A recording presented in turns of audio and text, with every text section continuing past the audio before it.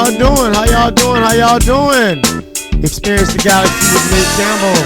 How y'all feeling today? Hope everything's going well for everybody. Hope everybody's having a good weekend thus far. I know this is a religious weekend for some people. For others like myself, we don't celebrate it, but I know that might offend some people. That's just where we are. I mean, but along with that, I hope that everybody's safe, happy, safe, and you know, doing good for themselves, because it's easy to get caught up in all the other things that are going on. I hope that everybody is living a very uneventful weekend in the sense of the off week. Let's just talk about that. You know, this is a good weekend for people to get extra days off, right? Absolutely. Extra days off. It's always good to get extra days off and get a little pay for it at the same time. I'm always about getting a little something, getting a little extra money for the working man when you ain't got to work for it. There's a whole saying, any money you can get without getting punched is good money. That's what I feel about people getting a day off. Well, I really want to talk about some things tonight. I didn't bring any guests in. I want people to call in tonight for this one. I'm giving people a chance to get on and take a look at what I'm talking about. I'm going to be talking about guys like Dez Bryant, some of these other guys. You know, I call it cooning for capital, or, you know, high dollar cooning. Excuse me. I think that we got to come to the realization that when guys say dumb, uneducated things, even though they're supposed to be college graduates, they really don't mean them, or they really didn't go to class. Dez Bryant blew up the internet this week, over the last week or so, talking about black people being their own worst enemy, how we're our biggest enemy, how we're our worst enemy, how we are the reason we're not getting ahead, how we're not doing what we need to do as people, but there's no structural racism, basically. All because he got a football degree, a football contract, rather. You know, they gave him a chance to get a degree, but he chose football over it. You know what I'm saying? So I'm like, I'm at this place in my life where when I see guys make those bonehead plays like that, I have to come forward and say, wow, this brother really don't get it. He really doesn't get it.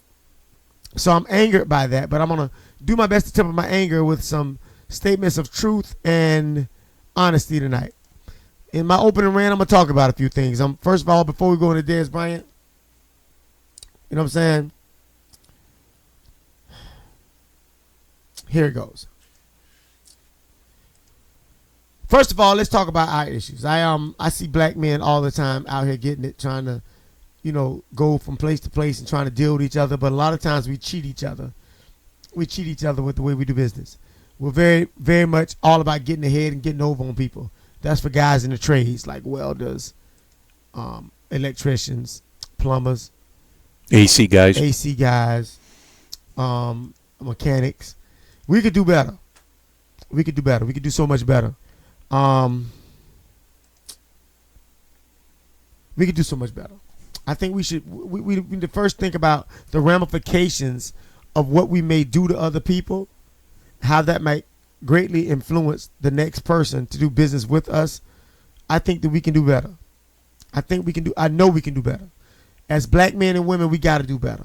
First of all, we got to deal with each other just like we would deal with the white man. And I'm going to say it like that because black folk, I don't see that happening. You ain't finna take advantage of somebody else, but you'll take advantage of your own people. I need for us to be better. I'm making a plea with you all to be better. Today I'm pleading with you that we treat each other better. I think that we owe it to each other to reach back to our ancestors and try to pull forth that togetherness spirit that we once had. I know that we can. I know that we will if we give it enough, push. I just believe in us. I can't, there's somebody, one of my friends posted and had one of these guys on that was preaching. It's a meme. He said, I don't care how messed up my people are. I still love melanated people. And I still love my people. And I love us because we've had to go through so much to get here. And we're here now. And because we're here, let's not dog each other. Let's not look down at each other. Let's not destroy each other. I think we can do better. I know we can do better. I believe we can do better. I think that everything that's in us, you know what I'm saying, with everything in us, we can move forward to a better place. I want you to get this. We are better than what they tell us we are. We are stronger than they give us credit for. We are the original man and woman of this earth. And I refuse to allow people to make us feel like we aren't as good as anyone else. But that being said, there's some coons out here. High dollar coons. And they cut up in such a manner that you have to say something about it. And you got to cut them off from the pack. You got to cut them out from the herd and let them languish on the other side. Dez Bryant made a... let me tell you something. Old to be young and rich. Old to be young and rich, John. To be young, black, and rich. Not young, black, and gifted. Because gifted means that you have something more than just, you know, more than just a natural ability. You have a gift. Dez Bryant went on a rant this week and went on to say that basically black people are their own worst enemy. That we not getting ahead because of us. I pulled myself up by my bootstraps. You should be able to do the same. Negro, everybody ain't got talent to catch a ball. What's going on, Frank? Everybody ain't got the ability to jump high, run fast. And the rich white guys sitting up on the hill in the plantation house don't have use for every other black man like they have for you. Right now, because your knees are good, your back is good, you still have use. You can still outrun a lot of guys. You can still outcatch a lot of guys. There is use for you. You know what I'm saying?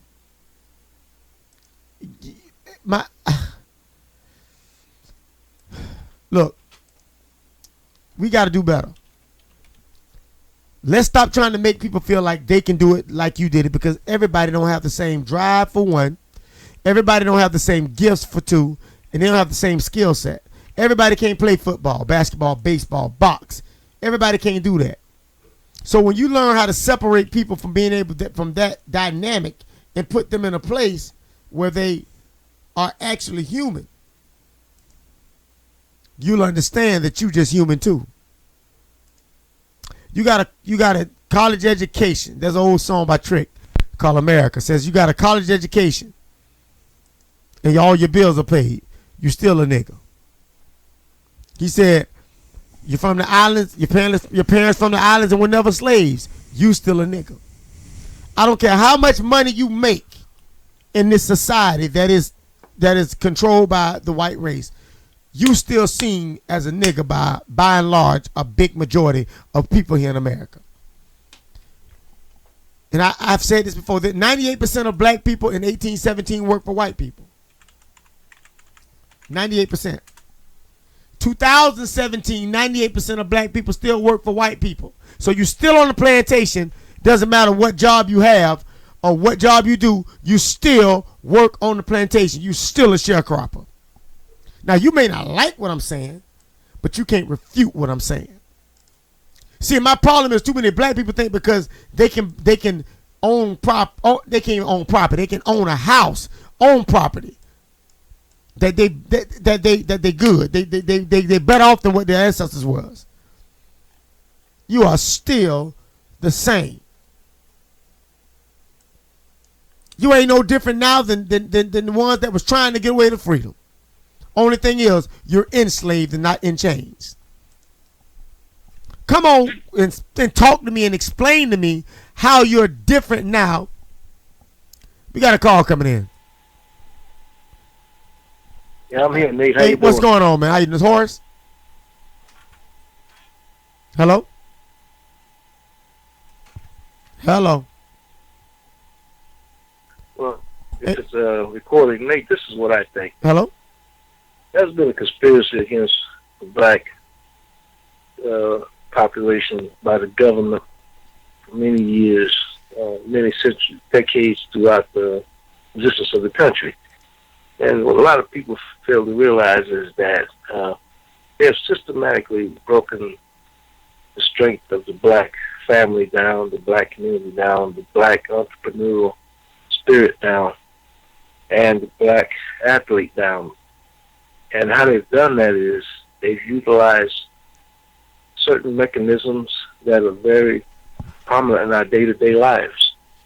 Music, entertainment, to very prominent aspects. And then they took those tools and those attributes that they had at their disposal, and they basically just destroyed our youth in many cities with it. One of the worst things black people did was give up the ownership of land and move into the inner city, and then succumb to a substandard educational system that was driven and created to undermine, to dumb down, and to denigrate them. I'll stop there. This Frank, right? Hello? I don't know if he can hear us or not. Oh, I think he thought it was recording. Listen, that brother just said a whole mouthful then. There was a time when black people lived among each other in more rural states, more rural areas. Now, you know what? The average black person you talk to want to live in the city. They want to be in the city. And no offense, you getting less now than you ever got before. And no matter what you say to me, you can't make me believe that you're getting more than what we had before. We gave up everything we had. We got everything we asked for and lost everything we had. 70% of our homes were two-parent homes. 70%. 45%. We had 45% business ownership, and we own stuff in our own community. Our own communities were black. We were better than what we are now. We were financially better off, educationally better off. We had black colleges, and now black folk act like black colleges are so bad, but they're so bad because you let the government come in, and now the government has decided that they can do whatever they want to do to you because they give you grants. Now white folk go to their colleges, they'll want more white kids in than black kids. And you actually want to make me think that we're better off now than we were before. And then you got Dez Bryant, a prominent black athlete, making this dumbass statement that there's no structural racism in America. No systematic racism. Let me tell you something. My mama would say something to him that was very, very, very derogatory. He is one injury away from finding out how big of a fool he is. How many black athletes made $90, $100 million and end up dead broke? For everyone that's still in the game right now, thinking they getting over right now, tell me this: how many of them gonna be that much better off in 10 years from now? Dez Bryant is one bad tackle away from an ending career. And then everybody he said this bull against gonna stand back and look at him and say, pull yourself up by your own bootstraps. That's the worst thing you can tell a black man. We gotta have boots and straps to pull ourselves up by to start with. He has an ability and a talent, a gift that was given to him by slaves.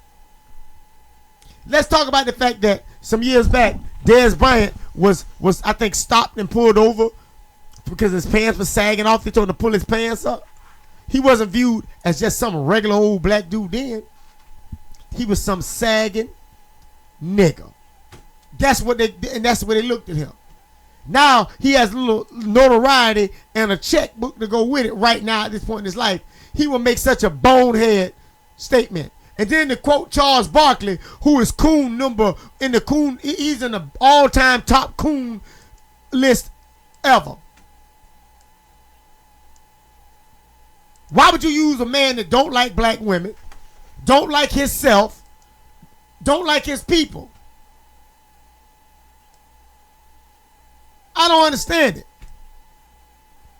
How do you believe that you aren't, that there's nothing that's holding all these black entrepreneurs back from moving on to the Fortune 500. You can talk all you want. The percentage of black folk with jobs is so low, you can count it on one hand. And you still act like we can still do this so easily. If you did it, we should. We don't run footballs. The Dallas Cowboys don't want us to play wide receiver. Stop saying that kind of silly stuff. It's ignorance for a black man to make this statement in 2017. It is appalling that a black man will make these kind of statements in 2017, especially when they're supposed to be educated. How do you make this kind of bonehead statement in 2017 with all the media outlets, all the education you can find? How? Help me get it. He living over in Texas, one of the most racist states in the union to this day. I guarantee if he weren't playing football, he wouldn't be in Texas. What you say, John? What you think? Probably not. For what reason you think he in Texas right now? Let's talk. Let's talk. Since pulling ourselves about our own bootstraps is good, okay. Wherever he lives right now, could he live there without a football contract? Probably not. Huh? Could he drive the same car? See, it'd be different if he worked at Burger King or McDonald's. There'd be less that we care about what he said. We wouldn't care as much. But he's vocal. And he has a platform. He wears that star on his shirt, on his helmet. And so people give more credence to that. And white people who don't like black people and call us lazy will love to say, well, look what Dez Bryant said. Dez Bryant said, you Negroes just don't want it bad enough. And I have to stop and look back at that and say, really? Really? Okay. Let's talk about this part of the game. Y'all ready for this? Here we go. When blacks were released from slavery, and they ended up bringing them back, and they said, "Well, you can stay on the land, but you work the fields, and we'll split the crops, which you call it sharecropping." The master made the wages were still the same as they was basically when they were slaves, right? But since the value of the dollar is so inflated now, let's talk about that. So Dez Bryant makes, I don't know what he makes a year. He makes millions a year. So when they're making these millions a year, when they're making these millions of dollars a year, it seems like he's better off now than he was then. Let's talk about this. The slave master made about 450 times what the average slave made. That's what he made. The average CEO in America makes about 450 times what the average worker makes. We still in the same place. And of course they always had those Negroes that they could pop the whip, ride the horse. Those ones they put in positions, those ones that, and they thought their position was so good. But those Negroes are no different than the ones that are athletes or foremen, because they think that they can keep black folk in order and quell those loud Negroes.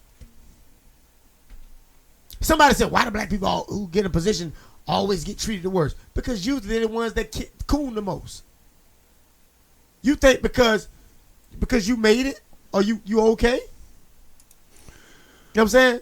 That's not fair. That's not fair. That's not fair. It's not fair.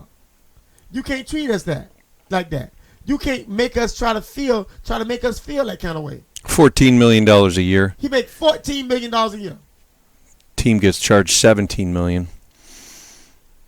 And cash payout $13 million. So he makes about $13 million a year. Yep. So this Negro believed that everybody can make $13 million a year $70 million for the whole contract over 5 years. Over 5 years, he makes $70 million. And he's still considered to be a nigga. I know a lot of folk don't like me using that word, but let's call it what it is. A lot of folks still, you know what I'm saying, feel like he's a nigga. How does that work for you? What does that work like? Help me get it. Help me understand that. You make $13 million a year and you make that irresponsible statement. How old is Dez Bryant again? Pull that graph back up. Because maybe he's just young and dumb and full of comments, my mom would say. Under the salary cap, they pay him $17 a year because they got to pay him that. Let's see his age. 28. 28. There he is. 6'2", 222, Oklahoma State. So his final year in 2019 makes $16,500,000. The last 2 years, 2017. So this year he's going to make $17 million. That'll be the peak of his career. And guess what? I know men that made more money than him that's dead broke now. I know guys that made more money than him that are dead broke now. So you ain't safe. Don't you get it twisted, my brother. You ain't safe because you coon. I'd rather be dead broke and a man than a coon for $100 million. That's just who I am. You come get me, it is what it is. But like I say, I'd rather be dead broke and busted than the coon. And too many people think what they have puts them in a better place. Dude, you ain't no different than nobody else. And until we stop looking at people as, you know, success in America is oh my God, has this Europeanized success has made black folk go crazy. We've gone crazy. The world's gone mad. That you would say such a dumbass thing like that there's no racism in the issue in America. Okay, tell you what, Dez. Let's try somebody. I know there's guys way smarter than you. Let's see if they can get a bank loan with perfect credit for $1 million to start a tech company. Let's see if they can do that same. They can get $25,000 to start a tech company. You said somebody asked me on Facebook, is he a house nigga or a field nigga?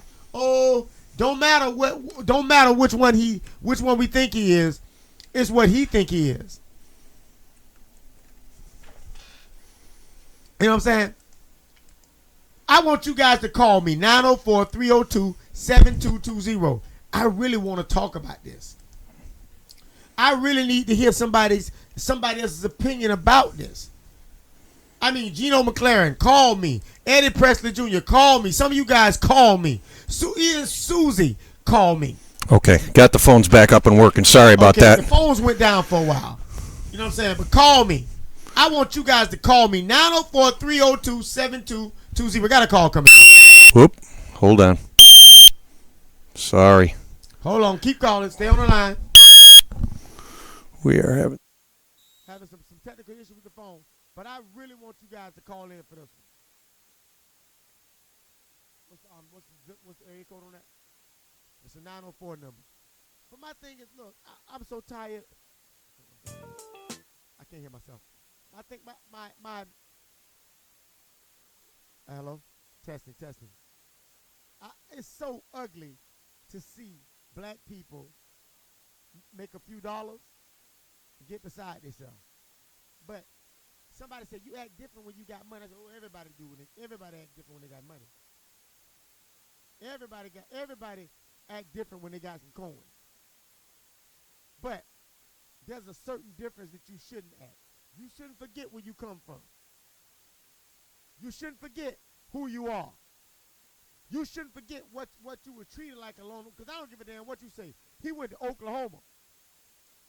Susie, just hold on, baby. We got to get the phones back up. Give us a second. All I can say is this. If you forget where you come from, go back to your neighborhood, to the people that live in your neighborhood who had just as much talent as you that didn't make it. for whatever reason.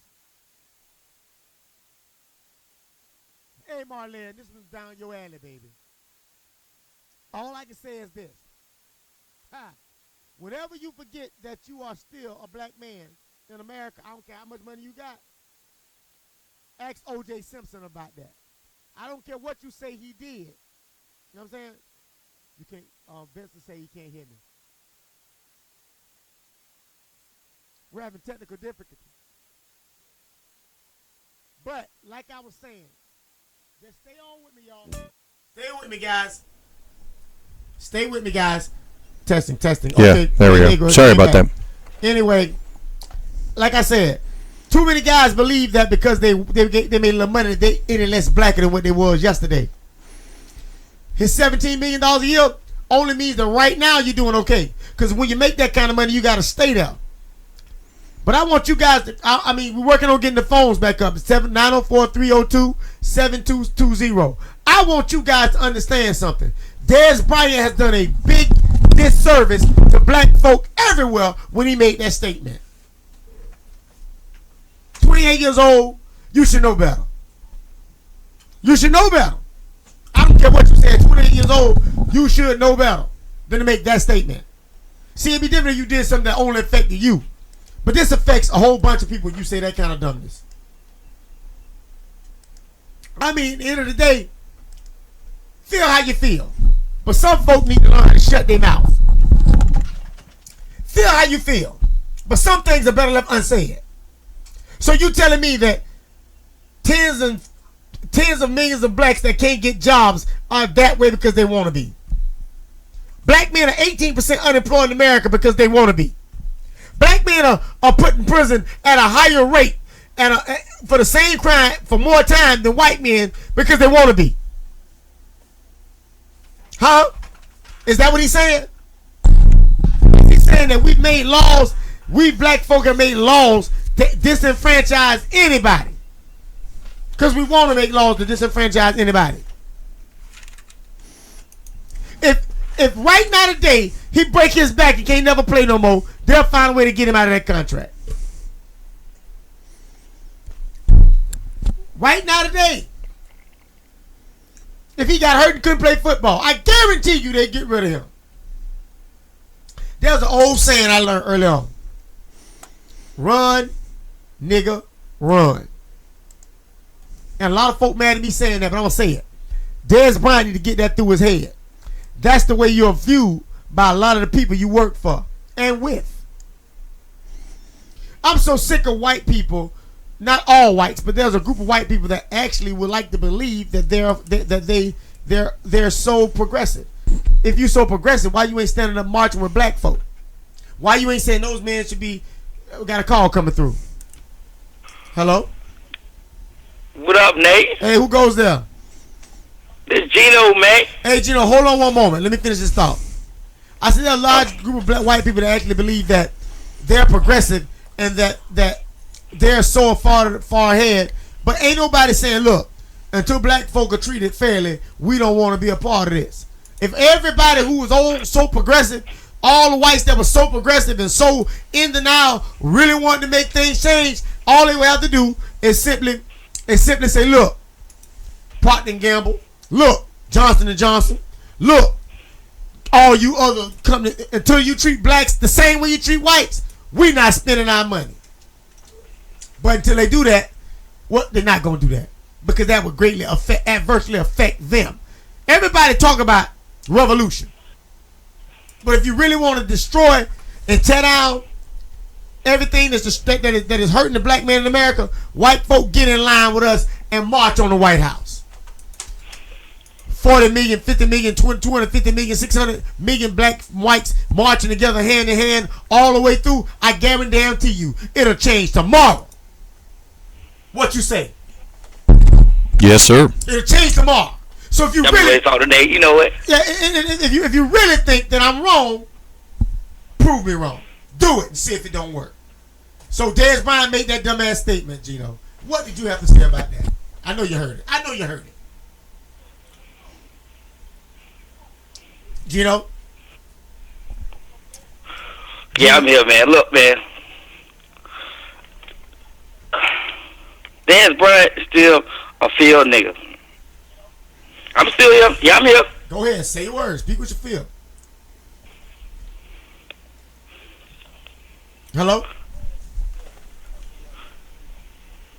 Gino, can you hear me? So as black people, or as I say, ancient people, I can hear you, but it's slow. Just keep talking. Just go ahead and keep talking.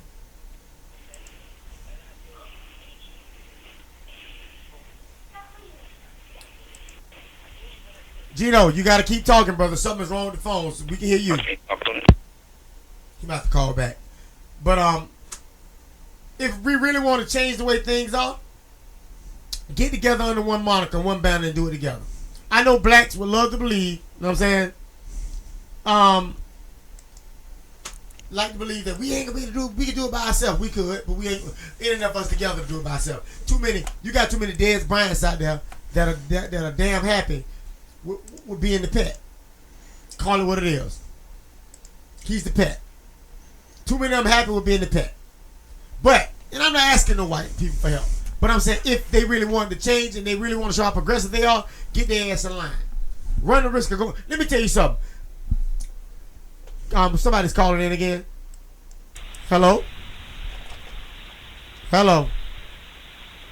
Yes, I'm here. Hey, what's going on? Hey, this is Frank. How you doing, man? Hey, Frank, let me finish this thought. Like I keep saying. I can barely hear you, bro. Oh, turn me up some, John. So many people want to talk What's that. Can you hear me? That's better. So many people want to make the statement. Okay. Everybody want to talk like they all down for the plight. I saw a lot of people that wasn't gay marching with the gays, but I don't see a whole bunch of white folk that in those numbers, with the kind of numbers I'm talking about, marching with blacks. We've been here longer than anybody. Come 2 years before 400 years, the first slaves came to America. We still catching hell today. White folk, you don't see that? Huh? Y'all missed that. White folks should tell Dez Bryant to shut his ass up. Because you know what's going on. So my thing is, I'm not just going to call out blacks. I'm going to call out whites too that say they so down for us. NAACP full of shit. Because ain't no way in hell, over 100 years you've been fighting for my rights and I still ain't fucking got them. Let's call it what it is. You've been taking folk money. The church as a whole take up $1.1 to $1.2 trillion a year, and we still ain't got nothing going on in this country. Really? Really? We got hunger, poverty. I'm just saying it real. If you really want to change this thing, you godly folk that are really godly, why you ain't marching on Washington and making it happen? Come on. Since y'all say y'all so, we just all God's chilling. Whatever. Come on, Frank, man. What's going on? How you feel about the statement that Dez Bryant made? Doing good, mate. How you doing, man? Good, Coach Mel. How you feeling today, man? I'm doing great. Mate, you bring forth a realistic argument. And just to augment what you said, one of the biggest problems with black folks is some of the segments in our society, like this young man who made this comment, he's 28, 30 years old. He don't know a doggone thing about what being really black is, man. He's urban. He's not black. Oh, boy. And that's what people fail to realize, the dynamic of the black race.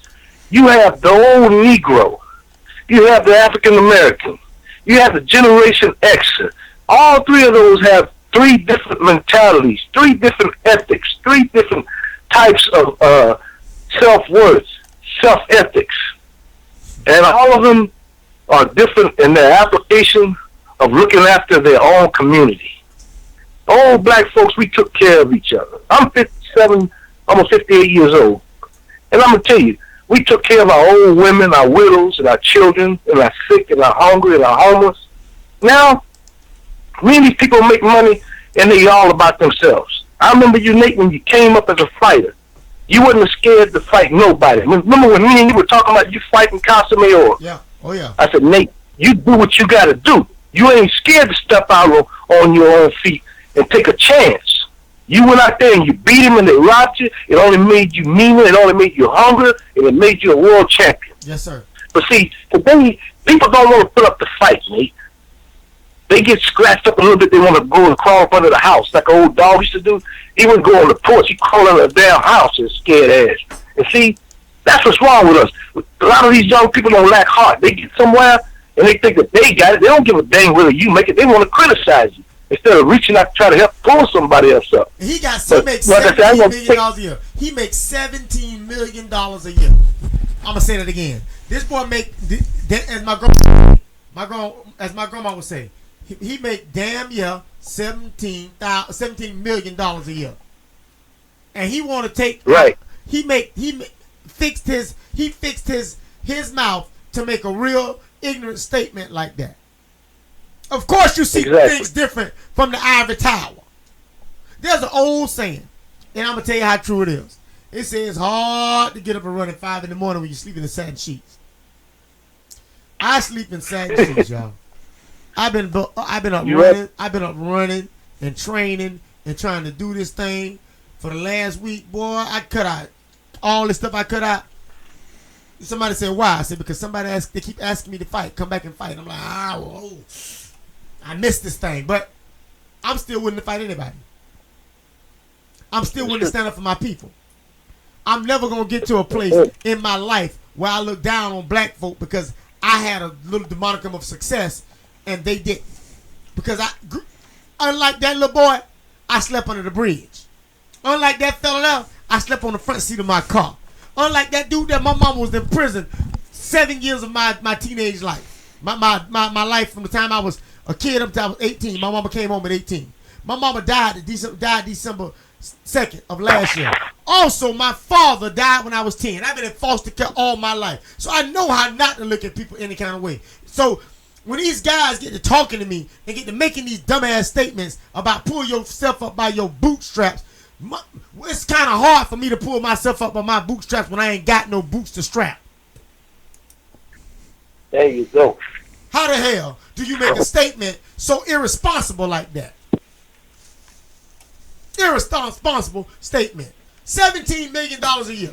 And you make that statement about people that's out here trying to get it. Because I'm going to tell you right now, there are not that many black folk that are out here getting it through the government like they make out to be. But they don't talk about that. All he knows what the press say about us. They keep showing all the worst areas of growing up, Chicago and this place and that place. But they don't talk about the neighborhoods where guys like me reaching back in there trying to pull these kids out. They don't talk about you. It's guys like me and you all over the country. But they don't talk about that. He just talk about the fact that they ain't multimillionaires like him. He's a pox. And every man that thinks like him that made money is a pox. He's no use to us. I guarantee you he got a white girlfriend. I think we lost him on that call right there. We got another call coming in anyways. Come on. How y'all doing? Who goes there? What's up, it's Gino again, man? You know what? What's up? Hey, man, Gino, say what you got to say, man. I was looking forward to hearing you call because I know you gonna go there. Then some folk need. No, I'm just going there to tell you, man. Look, man, you dealing with house niggas and field niggas, man. Know what I mean? So that money that Dez got, man, that shit don't mean nothing to us that's in the hood, man. Nothing. Not a thing. All right, but we have to take it to where we step outside of the box, meaning that we are still human beings from back when. You understand? So you got to understand that he don't think like me and you. Nah, he doesn't. He don't think like me and you. See, he's on the repertoire where his money make him who he is. His money really just make him who he is. Make his make. So if you take that money away, he a pussy nigga. That's what they call him. That's what they call him in the So hood. you take the money away, you call him we call a fuck nigga. That's what they call him in the neighborhood. And the bad thing So about that's what we call him. That's what they call guys like him in the neighborhood. And I ain't say it. Gino said it. That's what we call him. But that's what. So let me tell you something. So he on the same line. He on the same line as one of them Trump niggas or one of them niggas that think they got all this money that think that make them. And you know what? And the sad part about it, but guess what? But he following Trump. The Trump is the master, and he following him. That's what you call them. Right, but even then, That's what you call them. you know what my thing is? Can you hear me, Gino? Gino, can you hear me, Gino? Can you hear me? I don't know if you can hear me. I'm hear you. Oh, he can hear me. I don't particularly care who we talking about. Trump, all of them. Trump. Yeah, I hear you. All of them the same to me. They're interchangeable. But the problem is, All of them the same. Yep. here's the problem. Let's talk about this. Black folk need to hear this. I don't particularly care what your religious or political stance is. If you coming against other black people that have less than you, you have no use to us. He could have kept that to himself. He ain't speaking. Let me tell you something. For every black man that you see kill somebody, it's 10, 15 out here trying to get it. But nobody talk about that. Nobody talk about the fact that the average black man, even the ones that go to college, can't get have an education, can't get a job because the racism, the systemic racism is always against them. You can catch a football, run a football. Come on, man. That is true. So I'm gonna put this out on a live radio. Y'all have to go watch the movie. It's called The Spook Who Sat Behind the Door. Go watch the movie. Go watch The Spook Who Sat Behind the Door, and that'll give you what we need to do as a people. Because I'm talking about white people, black. I'm talking about all. You just have to be the spook. Let's just sit back and you just come from behind. And we sleepers. I'm a sleeper, Nick. I know you're a sleeper. We out on live right now, but I'm a sleeper. I'm gonna tell you something, John. I'm one of the chosen ones. Let me break down a word. I'm a God, but the God means gold, my eyes, the bar, beauty, strength, and wisdom. That's a Greek word. We are all ancient angels. We have to get that understood. So I'm gonna just go ahead with that, man. Because I go on deep. I'm gonna just go ahead and, man, let y'all go on it, but. We have to get back to the spook who sat behind the door, man. Thank you very much for calling. Peace out. John, you just put up a graphic, and I want you to post this graphic so people can see this graphic. This graphic is the spook who sat behind. Oh, he put up the spook who sat behind the door. Look, I'm gonna say this. I don't particularly care what your political affiliation is.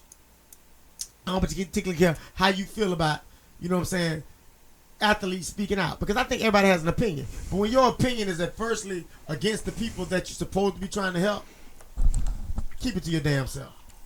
I guarantee you, Dez Bryant don't know real struggle. And I'm gonna tell you something. I heard a woman tell me one time. She said, "Struggle is relative." I said, "Oh hell no, it ain't. Struggle is struggle." Fuck you mean struggle is relative? Have you ever? John, I gotta say this, and I'm gonna say this to everybody out there. If you ain't never slept on the bridge, you ain't struggled. If you ain't never had to go through the garbage can to get no food, or really not know where your next meal was coming from, you ain't struggled. If you ain't never had to sell no kitty cat to get your kids no Pampers, you ain't had to struggle.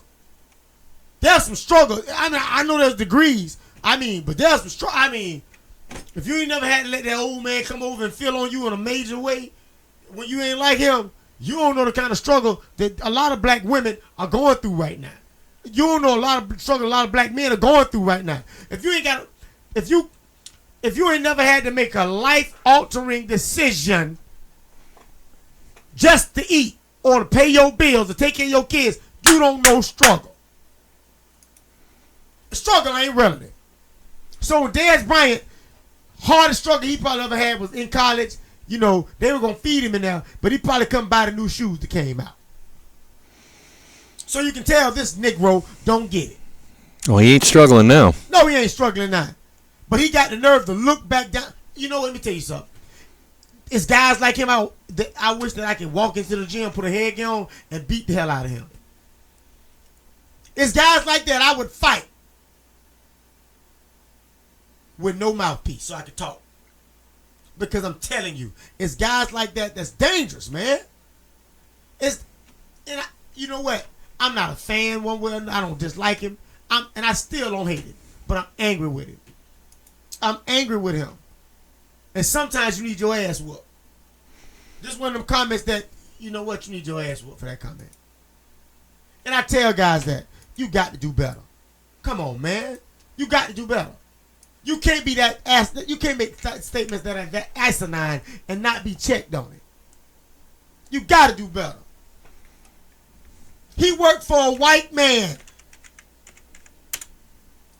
You tell me this. There's no systemic racism, right? Do me a favor, John. How many black baseball team owners are there? I don't think any, right? That's easy. How many black football team owners are there? Majority owners. I don't think there are any. How many black basketball team owners are there?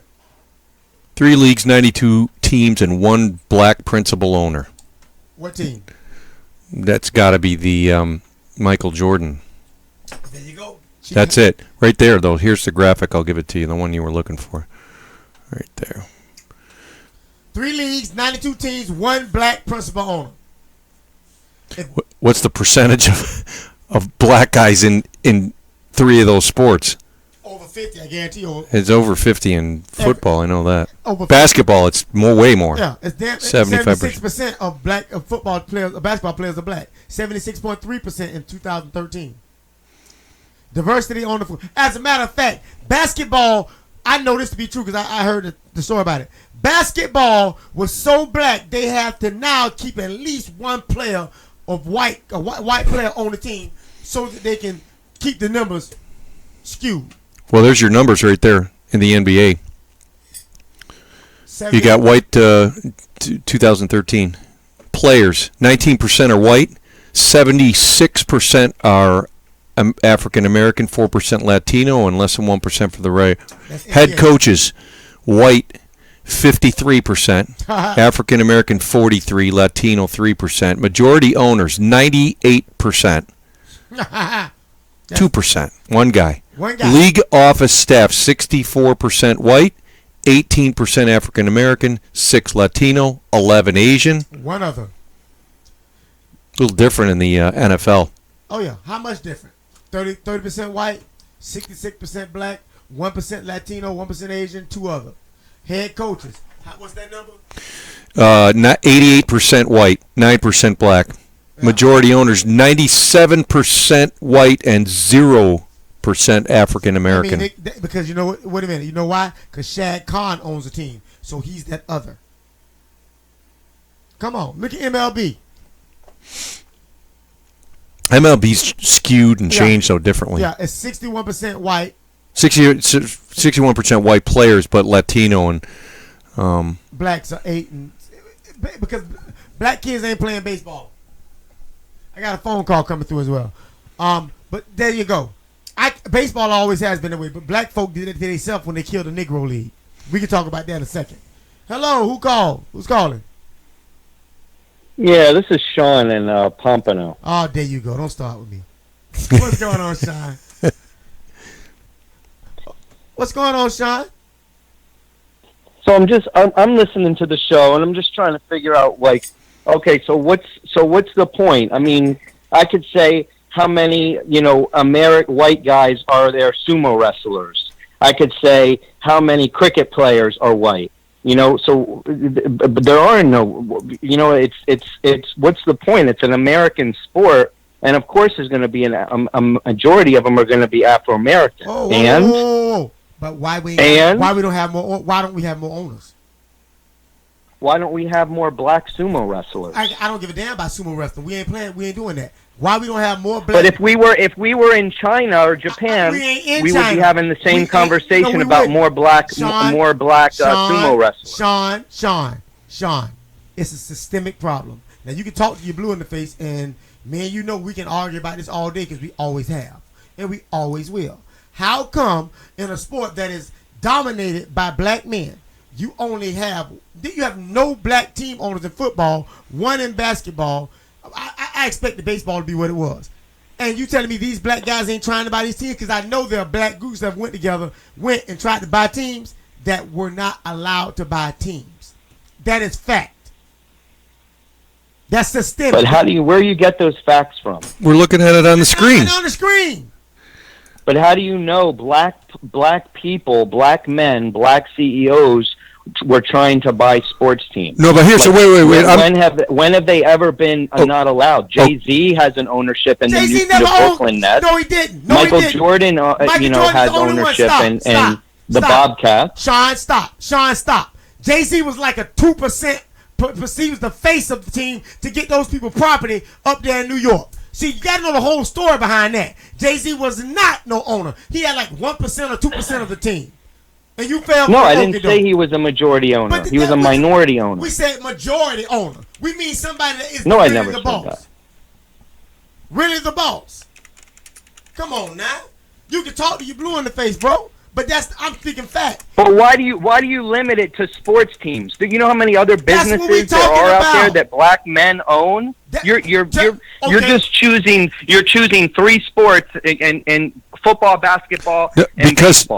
What about cable companies? What about television? Because what we're about talking writing companies. Let's talk about other companies. Because what we're talking about is the dumbass statement that Dez Bryant made. The dumb statement he made, that was dumb. That was totally uneducated and wrong. And when I make the statement about it, you still work for a white man, but you telling black people to pull themselves up by their bootstraps, but your owner of the team you work for still make about 450 times what you make, which is the same amount that the slave master made over the slave. That's where that came from. Okay, so what's the point? Are you trying to say that there's still slavery related to sports? You don't think so? I mean, yeah, sure, that's a form of slavery, of course. I got 2 words for you: college football. College football. If that ain't slavery, I don't know what is. The college basketball, college baseball, any college sport. 100%, yes. But it's not slavery as in like in the 1930s and the 1940s where people were shackled and they were getting beaten. It's called enslavement now. Meaning to be enslaved meaning is a mental thing. Now, we can have this discussion all day long, and I can go on and on and on. See, let me tell y'all something. Let's get something established. Sean is my dude. Sean is my dude. Sean is my boy. I've stayed with Sean in his house, and me and Sean have always had this discussion. Sean is a staunch Republican. I am not. Clearly. Yeah, but you're conservative, man. I don't know if I'm conservative. No, you are. But me and Sean always go back and forth with this. So let's get through this and get this understood. Sean, if we talking true equality, if we're really a true country of equality, right? Are you following me now? I'm following you. Why in the hell don't men of color have the same right to buy teams as whites? And they don't. Michael Jordan is a special case. And I love people trying to throw Michael Jordan up. He's a special case. Help me get this. Okay, well, would that have anything to do with the income and the money that he's earned over his career? Dude, I know some other black guys that have made. I mean, what Magic Johnson's got as much money. He's a billionaire. And every clothing that every kid wants to wear. Name one player. Magic Johnson. One player. Magic Johnson has about. Magic Johnson is a. Hold on, we'll get it. Yeah, Michael Jordan and Magic got as much, if not more. Yeah, but Magic Johnson wants to invest in other things. He doesn't want to invest in sports teams. He's got movie theaters. He's got restaurants. He's got tons of other businesses. Okay. Magic is worth what, $500 million right now? And his brand isn't as expensive as Michael Jordan. It's a global brand. Magic Johnson maybe is a United States brand. Jordan has a global brand. But here's what you're missing.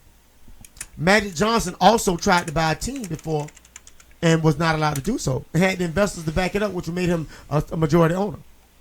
But he was blocked. And what team? I don't know what team it was, but he was trying to buy one. Here's the problem. You love to see Sean. Sean, you are the perfect example of that person I'm talking about. You only see things from a whitewashed eye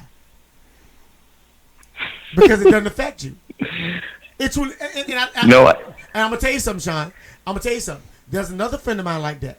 He's a guy. He's in England. He's as a matter of fact, he's married a Nigerian girl. And I had this statement I talked about him. We were doing it. We were commentating together. And I asked him. I said, I just want equality. He said, but Mike, but why would I want to make things equal with you? He said, because I like all my incentives that I get from being white. I wouldn't want to give up everything I have to be equal with you. If being equal with you would mean that I'd have to give up my advantages, I don't see that being any good for me. And I can respect that. I can respect that. But I'm going to give you one, Sean. You tell me that you feel like blacks don't own teams because they ain't smart enough, they ain't got enough money, and you really feel that way? Okay. I just disagree. I totally disagree. No, I don't think that has anything to do with it. I just think that, our country and where blacks have come, really, they've only started earning money and having opportunity probably since the maybe 60s. With education and opportunity. So really, you're only looking at a very short amount of space of history where blacks have had a real opportunity to do something. Hold on. Let me educate you, my brother. I'm gonna educate you. Back in the early 1900s, there was a place called Black Wall Street. Those people had movie theaters. They had a city. They made more money than the whites around them. Right there in Tulsa, Oklahoma, whites burned it to the ground. Blacks have always been able to make money as long as blacks worked work by themselves. See, the problem was we got a better education when we weren't going to colleges with white people, and that is proven. That is proven. We got a better education when we educated ourselves than we started going. See, whites begin to make out. Okay. So let me talk to your point. So if that's true, if that statement is true, what happened? You want to know what happened? You ready for this? What happened? Desegregation. Because when I look around, there's more black millionaires now.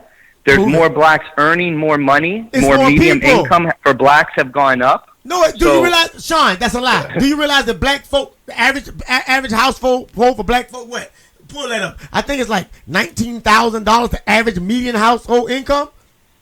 See, you dealing with a group. It's never been. If that's true, then if that's the number, I don't know. I'm not sitting in front of a computer and I can't Google facts. But if that's true, then that's the highest. It's got to have been. That's the highest that it's ever been. Dude, it couldn't have been higher 10 years ago, and now it's lower.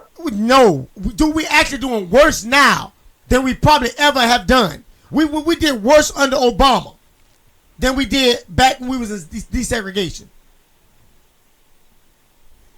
Okay, I don't know. Facts. I can't. I don't have facts in front of me. There's your number right there. I find that hard to believe as a general statement. Well, 35,481 median household income. It's 35.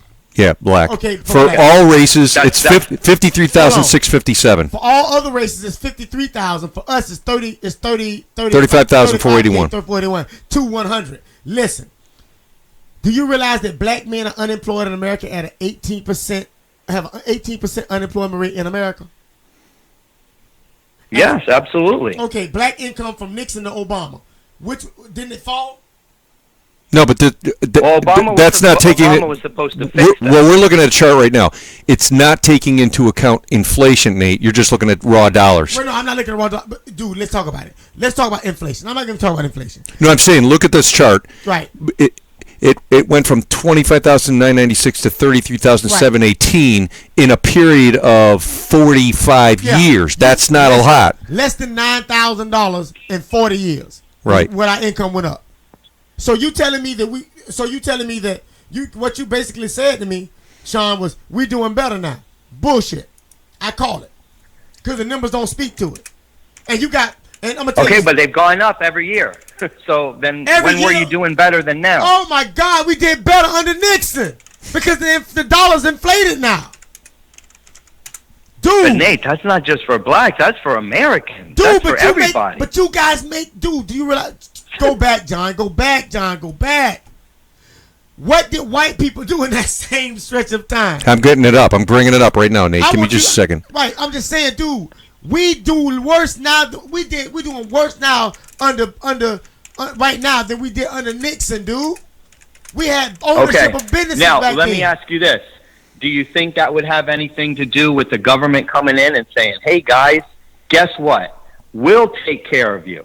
We'll give you this. We'll give you that. You don't really have to work. We'll take care of you if you vote for us. Hold on. Does that have anything to do with the Democratic strategy starting then? Do you know it's more white people on getting those handouts than blacks? By far. Almost 2 to 1. So absolutely. So guess what? But blacks were certainly affected by that as well. Dude, there's still they still have a higher median income than us, and they got more than 12 to 1 people. Y'all are numbers 12 to 1. Now you can talk all you want. Black people as a whole are still not progressing at the same rate of everyone else. As a matter of fact, if you really want to talk about it, we doing worse now than we ever done before. And I say it again. When we had our own businesses in our own communities, the black dollar circulated sometimes 100 times before it left the community. Now, you know how fast a black dollar stays in the community? 6 hours. 6 hours. Your dollar stays in your community between 15 to 17 days. Huh? What happened? We ain't talking no more, Sean? No, I'm letting you talk. It's your show, but I'm just telling you, I disagree with you. I think the black community as a whole right now is doing 10 times better than they ever done in the history of this nation since they were freed as slaves. That's what I'm telling you. You believe that? Then why don't our numbers show it? Well, the numbers do show it. We just went over them. You have a $35,000 medium income. You can't tell me in the 60s the black medium income was $35,000. It was $25,000. No way. $25,000 was a $9,000 difference in 40 years. Dude, do you realize that? Okay, there may be a difference, but there's a difference. Sean, gas was. It's not, gas was not the even, way that when gas it was comes like out of your mouth, when people hear what you say, it sounds like the blacks are doing terrible and there's no jobs and nothing's happening and that's not the reality. That's not the case. Okay. That's not the case. I guarantee if you pull up a statistic, there's probably more black millionaires now than there ever been in the history. Yeah, but that's that is probably true. But the problem here is there's income inequality in this country. Just because there's 5 more black billionaires than there ever were doesn't mean that the greater part of the black population is in better shape. The median income went up $9,000 in 40 years. What you fail to realize is, Sean, I don't care about Jay-Z. I'm talking about the guy living in my neighborhood named Jamie. I don't care about DMX. I'm talking about the guy Donald James Xavier that lives in my neighborhood that needs a job. See, that's where the issue is. The median part is, look, with multimedia going on, if you got a talent and you black, more than likely you might be able to get on. But if you're a regular guy that just want to feed your family, you ain't finding a job in a lot of cases. And I'm gonna show you something. I agree, it's very tough. And I'm gonna show you something. There was once upon a time when a black man didn't have to go to a trade school to get a trade. He just went to work. Because my uncle couldn't read and write. But that man made great money and took care of us took care of my auntie as a master mortar mixer and never went to school for it. Couldn't read. Signed his name with X. So help me get what you're saying. We are not. Okay, I don't think that. This is what I think about that. I think the culture and the society has dictated to the black community, whether it's white influence or black influence, that the only way you're going to make it and make money is if you're a football player, basketball player, baseball player, or you can run real fast. Or if that's not for you, if you can rap or sing, then that's probably an avenue that you can take. And those are really the only two things. And that's a pretty damn narrow path to have to take, though. But I got one even better for you. Hold on, wait a minute. I agree, but that's what the society is selling and telling these kids. Let me tell you something. You got more black men in college than in prison, but they'll tell you it's the opposite. So these kids, my daughter is coming out of college with a 4-year degree this year. This year she have a 4-year degree. And anytime an educated black man comes out and says, "Hey guys, that's not true. You can be a lawyer. You can be a doctor. Oh, he's an Uncle Tom. Don't listen to him. That's not true. What does he know about struggle? Don't listen to that guy. That's not He's true. an Uncle Tom. Yes, that is true. But here's the thing it's about very it. true. Let me tell you something. That's a line you speak. Unfortunately, you a lie. You a lie. I tell you to your face. Clarence Thomas. He sits on the Supreme Clarence Court. Thomas is a coon. You don't want to be a judge. He's Clarence Thomas is a coon. He is a coon. Ain't got nothing to do with his education. Okay. He's a coon. Ben Carson, a coon. See, the problem is, your problem is this, Sean. You don't understand what we say when we say this. You don't get to tell me that you made it, so I should make it because your avenue was. Our avenues are totally different. And let me tell you something. And I'm going to tell you what you don't understand about struggle. You've never dealt with struggle the same way I had to because I was black. Ben Carson didn't struggle when he was a kid and growing up? Clarence Thomas didn't struggle? Have you read their books? Have you read what they've gone through? Let me tell you something. Everybody's not built for college. I was never the guy that was going to send somebody. I agree. I'm not the guy that was going to send somebody to school and have them tell me lies. And let's talk about this. Racial and ethnic wealth disparities are so growing. What is it saying, John? Well, it's just showing from the 1963 up until 2013. That's the gap. See the gap between the blue line and the green line? That's a big gap. It's getting bigger. That's the trend. It's getting bigger. Yeah, and that's and to your point, Sean. Yes, I am sure if I look on here now, you're going to find out that there's black billionaires and multimillionaires are at an all-time high. That's probably a fact. I'll look it up. Okay, but the disparity between the people with the money. Listen, it's the same for white people. I feel the same thing. 90% of the wealth in this country is owned by like less than 5% of the people, and that is getting bigger and bigger. That's a dangerous thing, man.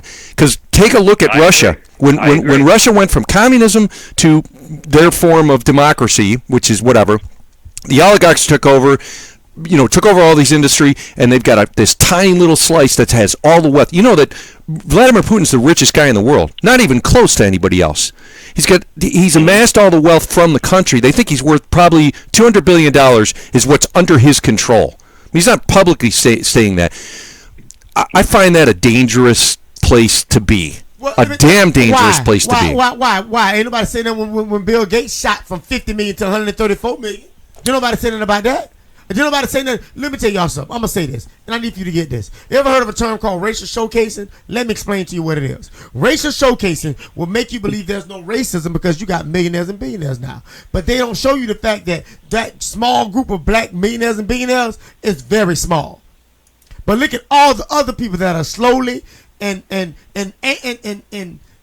sadly dying of hunger, starvation, and miseducation, and all these. It's a lot bigger number for black people than you want to admit. Now, I don't particularly I'm not the guy to bang the drum. You know what I'm saying? But let's really be honest. So you gonna tell me because we had an Obama and you got a Jay-Z and you got a this guy, that guy, and Michael Jordan, that means that we as a whole are doing well? Bullshit. It just means they're doing well. They're doing well. I don't know, Nate. I don't know. Everybody said, if Obama gets in, the blacks will be better off. They're going to have more opportunity, this, that, and the other thing. You got 8 years of him, and what happened? Sean, let me tell you something. The same discussion that we did 8 years ago. Sean, can I say something? When you don't control the system, what's going to happen? What happens? The system actually works. You do know that, right, Sean? This broken system. Oh, of course. It works. It works just fine. Anybody can come into the black community and open a business, but a black man can't. The system works. How would you tell me that all these black men want to come in and own businesses, but they can't? Now, Sean, we got to let you go. But I want you to say what you got to say before we go. Well, here's what I'm going to say. Do I agree to disagree with you on many things? 100% yes. But when I hear the statement is that black people as a whole are doing worse now than they were ever, I have to disagree with you. We can sit and we can talk until we're blue in the face, but I think that as a whole, the black community is doing good. They are headed in the right direction. They have more opportunity for education than they ever have, and it's up to them to take advantage of it. All right, Sean, we got another call coming in. But, Sean, you're wrong. Thanks, guys, for having me. Anyway, hello, who goes there? What's going on, Nate? This Horace. Hey, Horace, what's going on, man? What's going on, man? I'm listening to your boy Sean, man. Sean, my dude, man. Sean is my dude, though. I mean, you gotta love him. Sean, I love you. I love his kids. I love his mom. I love his dad. I know the whole family. I stayed with Sean when I go down. I stayed with Sean when I went down to have training camp to fight. What the dude name is? Kid from Dominican Republic. Funica? Victor Cayo. And I got in dog shape. Sean, my dude, but we don't see eye to eye on this political thing. No, because he's spitting it from an angle he doesn't really know about. Like it proves that white guilt to say black soul is doing this, black soul is doing that. But I'm one of the common working man, and I can tell you, there's a big gap between upper management and basically the slave front line that they put us on. That we're not doing better as a whole. Only thing is, like you said, they have to showcase and rich blacks that say, "Oh, Jay-Z." For one Jay-Z, you got a couple million John working black men out there that are struggling, paying student loans, having to pay child support, and everything of that nature. And we out here suffering, and it just look good because they think like, oh, we see the NBA on TV or NFL on TV. But the thing is that it makes it sound good for them to say, oh, yeah, y'all guys doing good now, just go away. It's not going away because that systematic racism and classism and all that is still working against it. And the thing is that every time we have a black community, they bombed it. They burned it down. Like, they keep leaving those little details out, and we can't afford to even keep the black dollar in the community because we can't even get the raw materials and everything that we need for a decent price to help ourselves come up. Like, no, we're basically suffering. The reason why these black men out here unemployed is because a lot of those companies are hiring black women in their places, paying them less to keep us out of their offices because they don't want us to be managers. They don't want us to be supervisors. Why do you think that there's no black owners in the NFL? One black owner in the NBA. No black owners in Major League Baseball. They know where to cut those lines off at and where to keep everything good at. Now, yeah, they got compromising Negroes like the Ben Carson, Stephen A. Smith, and all of those cats. They have those guys out there to say, oh, no, like Dez Bryant, oh, no, everything is all good. There is no racism there. No, because they pay those guys to showcase out there. But as soon as we show up is, well, Dez said it was okay, so I don't understand what our problem is. The problem is that we're regressing. People forget when Obama came in office, that place was a damn mess from the Bush administration. And it's going to be a bigger mess even from Adolf Trump that we got sitting in there. Oh, Adolf Trump. Zig Hayes. I know Sean is but Sean to sit down with some real black leaders first, people that really know about what's going on, and kind of stay out of the fairy tale land with those bloated numbers, and he'll understand it a little bit more. He ain't got nothing to feel guilty about if he ain't doing nothing wrong. But yes, understand your ancestors and your culture is the one doing this. There's no way around that part. Horace, let me we love you. We trying to get it together. I love Sean. Sean, we need to be. But me and Sean argue about this. We be riding in the car. We be riding in his car, my car. And Sean will say something like, hold on, bro. We go at it. You know what I'm saying? I just don't get it. I just don't get it. You know what I'm saying? How do you possibly not understand that we are regressing? Dude, our median income has went up from $25,000 to just about $35,000, $34,000 a year. Dude, we ain't going forward. In 40 years, that's all we went up. But, dude, I hate when black folks say it's more poor blacks than it is more poor whites than it is blacks. It should be. You outnumber us 12-1. Because they got the best schools. They do. They white kids, they go to the mall with credit cards. They get to swipe daddy's credit card for everything that they want. Black folks, we got to start like penny pinching. How much money you got? How much money you got? Can we do that? Can we do that? Do we got enough for Popeyes when we leave here? Because we don't need something. They're eating that Red Lobster and having all that stuff preset for them, and they're able to do all those things that we're not able to do. But we're supposed to be grateful because if you look at inflation, we only make 50 more cents than we did during the Nixon administration. It's less than that. It's less than that. So that's what I'm saying, less than that. And that's one of the things is that like with Skip Bayless, the only thing I really respect about him is when a black topic comes up, the first thing he says is that I don't know. I am a black man. I do not understand. Please enlighten, teach me what is really going on so I know better, so I can get this straight, so I'm not misspeaking. The first thing that happened with Stephen A. Smith, those producers call him in the back and say, Stephen, look, you remember what happened with Miss Michelle Beadle, white woman? White woman. You see what happened? We gonna give you an extra $200,000 bump, but we need you to go destroy Colin Kaepernick. Oh, consider it done, boss. That's what he did. I'm telling you, I don't care about nothing he's saying. I went right in on his ass too. I think that's the highest rated video I got. I went right for the juggler because first thing this is the problem. We are so quick know what I'm saying? We are so quick to go at our own, but we won't go at the other ones because we're afraid of them. We scared we're gonna lose a job, money, or something. I ain't afraid of that. I'm not afraid for none of that. But the problem is, what can you possibly tell me? What can you possibly say to me to actually refute these numbers? We make what, about 50%, like about 50 cents more than we did under. I don't know what the inflation is, but if it's nominal 6% over 40 years, you went up $10,000. I'm going to say that $25,000 in 1950 was like making probably 60,000, 55,000. But the income the median income now is 35. So you're $15,000 behind the curve. The curve, and everybody else. And the sad part about it is when you say that, because black folk living above their means and about to starve to death to stay in these houses they can't afford. They're house poor. Most of them are house poor, car poor. Have you ever noticed most of these folk can't afford to pay their mortgage? And I'm gonna give you one.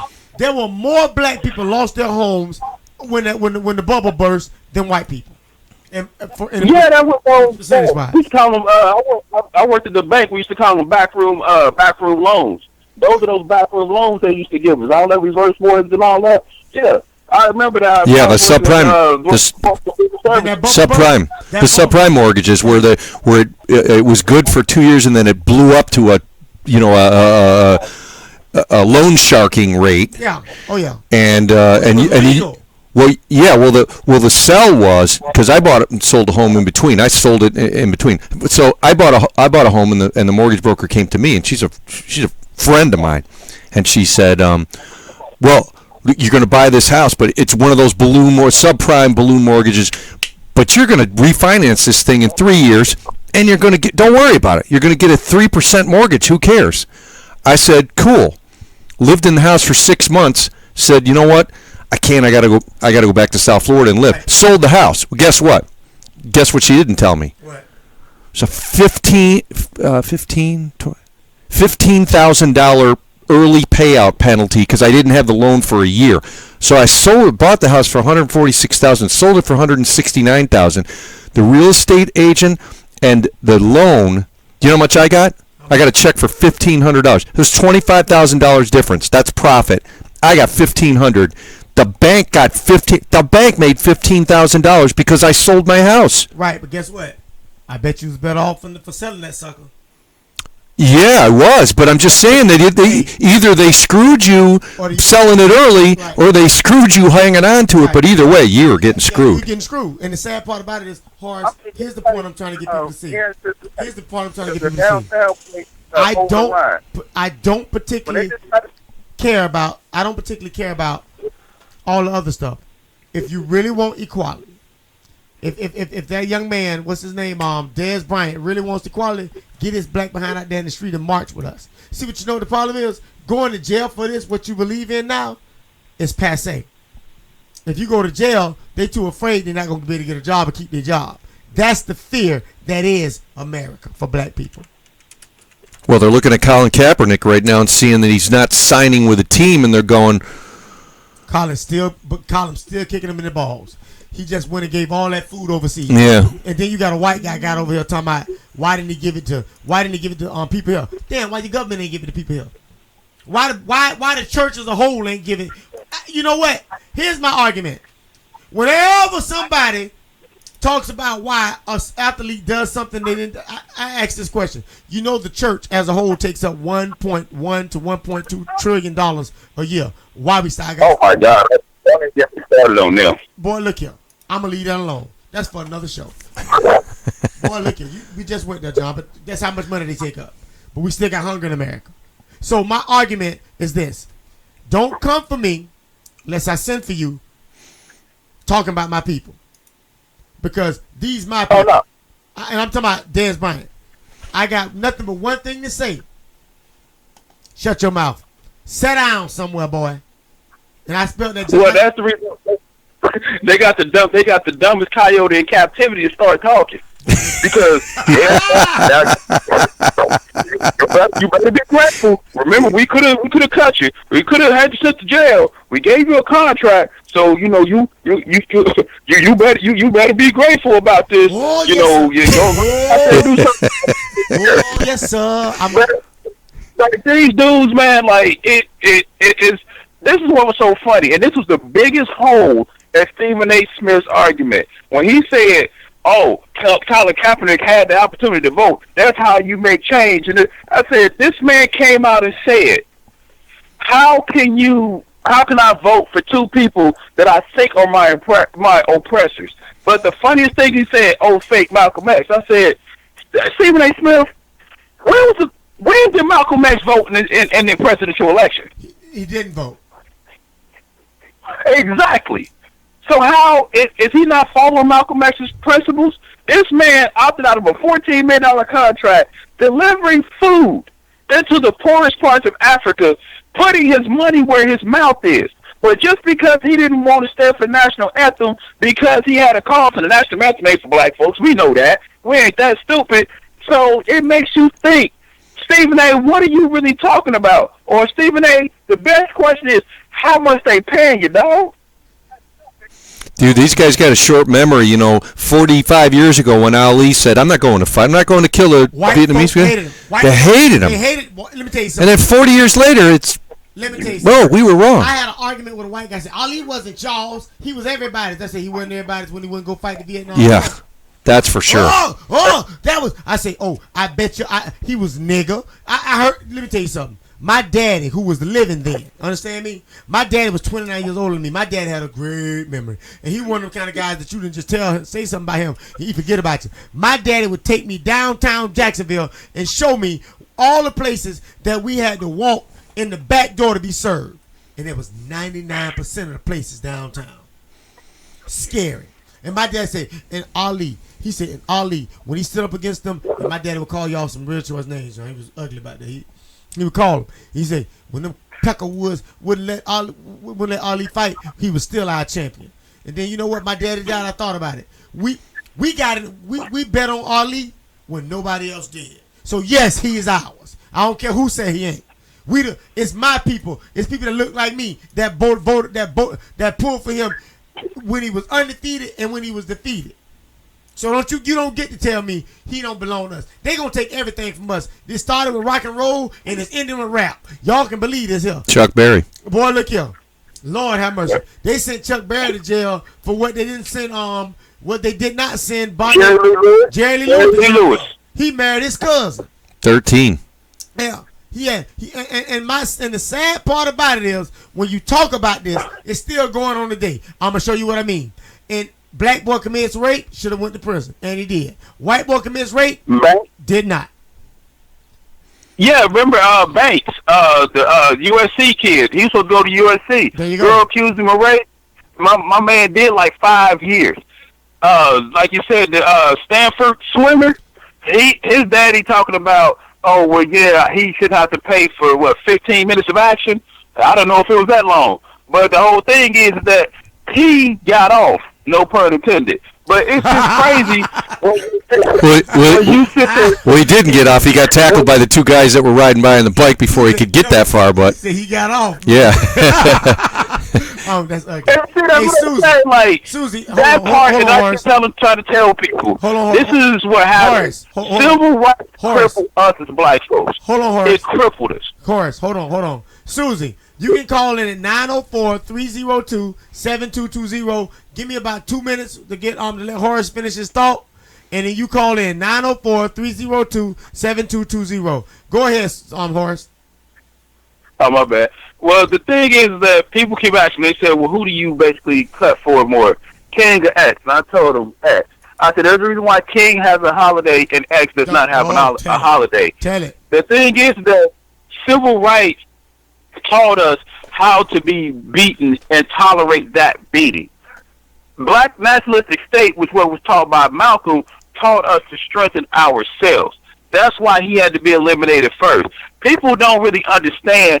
They did not kill King until he said, I fear that I've integrated my people into a burning house. And when we come back to Capitol Hill, we coming to get our checks.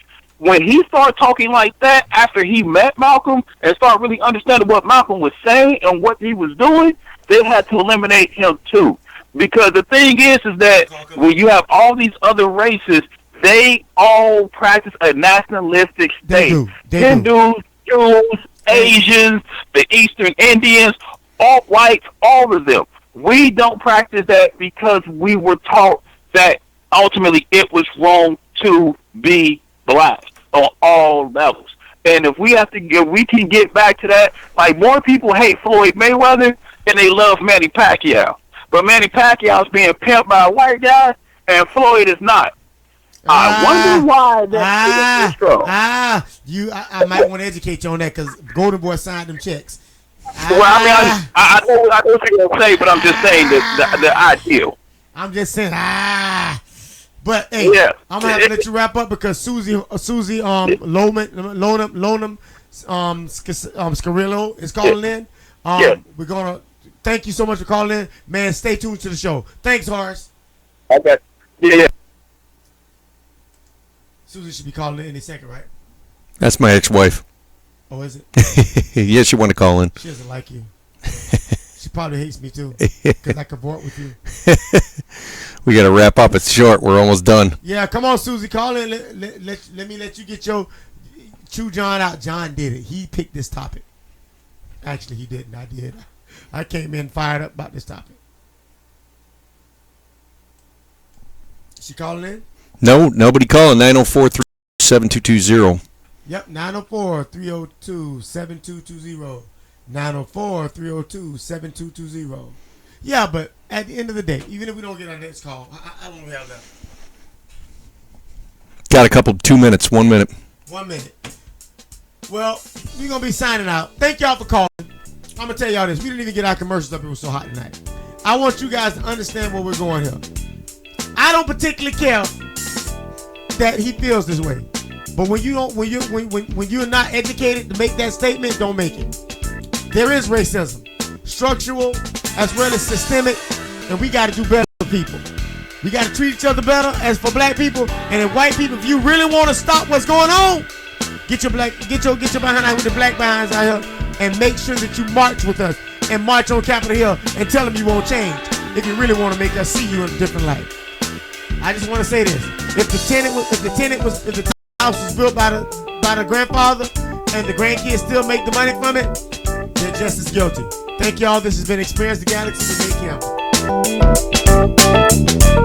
Campbell.